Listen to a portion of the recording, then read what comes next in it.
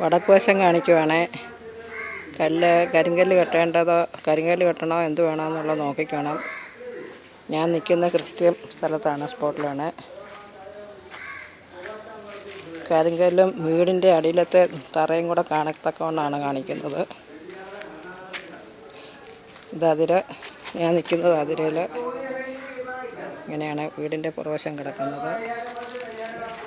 അപ്പോൾ കരിങ്കല്ല് കെട്ട് അങ്ങോട്ട് പോകുന്നു. എൻ്റെ അടിയിലത്തെ മണ്ണ് അവിടെയാണ് കിടക്കുന്നത്, അടിത്തറ.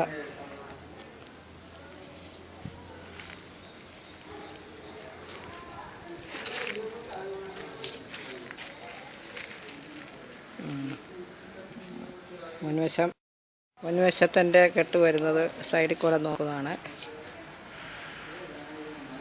വടക്ക് വശത്ത് നിന്നുകൊണ്ട്.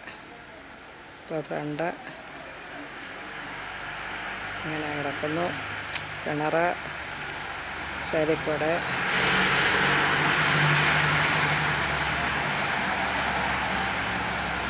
വാഴ ഭാഗമൊക്കെ അവരുടേതാണ്. വാഴയ്ക്കിപ്പുറം വെച്ച് കെട്ട് ഇവിടെ വരെ നിൽക്കുവാണ്. ഇവിടുന്ന് അങ്ങോട്ട് പോയി കെട്ട്.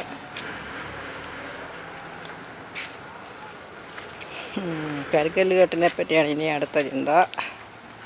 ഇവിടം വരെ, ഇവിടുന്ന് കിണറിൻ്റെ അങ്ങോട്ടേക്ക് ചെന്ന് കിണറിൻ്റെ അവിടെ നിന്ന് തിരിഞ്ഞ് പിന്നെ എന്ത് വേണമെന്നുള്ളത്, എന്തുമാത്രം പൊക്കണമെന്നൊക്കെ ഉള്ളതും നോക്കിക്കണം. ഹലോ.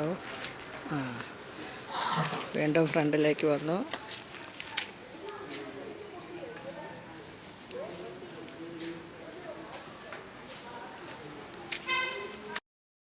മുമ്പോട്ട് പോവുകയാണ്. കല്ലിൻ്റെ സൈഡിൽ കൂടെ പോകുന്നു.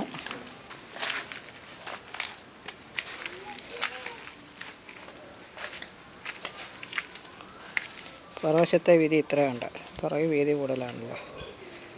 ഉണ്ടോ? കല്ല് കെട്ടി ജാതിയെല്ലാം കൊട്ടിക്കളഞ്ഞിരിക്കുന്നതുണ്ടോ?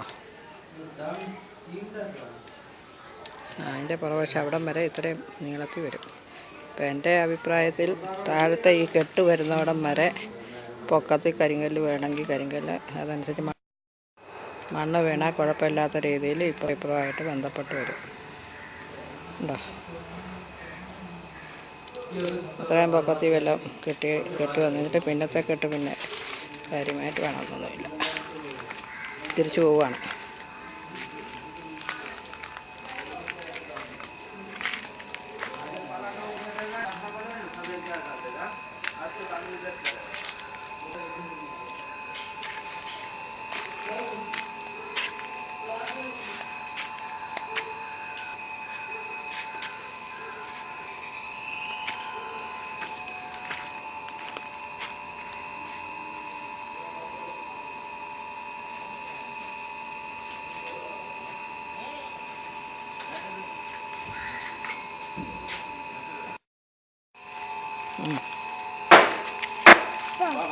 എന്നാ ഓഫാക്കിക്കോളാം.